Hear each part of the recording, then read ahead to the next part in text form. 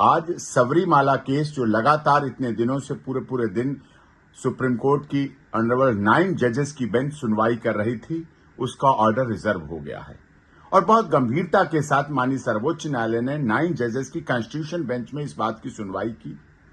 और वास्तव में विषय भी आस्था का था, श्रद्धा का था, भक्ति का था। अयप्पा महाराज जी की जो साउथ की बहुत बड़ी रीति रिवाज और परंपरा है उससे जुड़ा था और इस देश की आधी आबादी की आजादी की बात की जा रही थी, धार्मिक स्वतंत्रता की बात की जा रही थी। जबकि हमारी याचिकाकर्ता और हमारा यही आर्गुमेंट था, हमारा यही कहना था कि लगातार इस विषय में महिलाओं की स्वेच्छा पर छोड़ दीजिए, उनकी अपनी स्वेच्छा है, कोई बंधन इस तरह का नहीं है और बंधन जब वो खुद स्वीकार करने के लिए तैयार हैं तो उसमें क्यों किसी को आपत्ति होनी चाहिए। आस्था और श्रद्धा में सरकार आए, संविधान आए, माननीय सर्वोच्च न्यायालय नहीं आना चाहिए।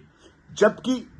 सनातन धर्म की आस्था श्रद्धा है कि महिलाएं 45 दिनों तक लगातार उस भक्ति भाव के कार्य नहीं कर सकती हैं, बीच में ब्रेक होता है तो वहां 45 दिन की यात्रा होती है, तो इसलिए ब्रेक होता है, रेगुलर नहीं हो सकती है। तो इसी बात को लेकर संवैधानिक बेंच ने लगातार सुनवाई की है और हम लोग आशा करते हैं निश्चित तौर पर और इस देश के करोड़ों सनातन धर्म प्रेमी आशा और विश्वास करते हैं कि फैसला उनके हक में आएगा। ऑर्डर रिजर्व कर लिया गया है, जब भी फैसला आएगा तो अवगत कराया जाएगा। लेकिन अभी तक की सुनवाई बहुत अच्छी तरह से मैं माननीय सर्वोच्च न्यायालय की 9 जजेस बेंच का सभी सनातन धर्म के लोगों की तरफ से बहुत बहुत दिल की गहराइयों से धन्यवाद करता हूं, अपने याचिकाकर्ताओं की तरफ से धन्यवाद करता हूं। उन्होंने गंभीरता पूर्वक सुना, सब पक्षों को सुना, सरकार को सुना, सारे पिटिशनर को सुना।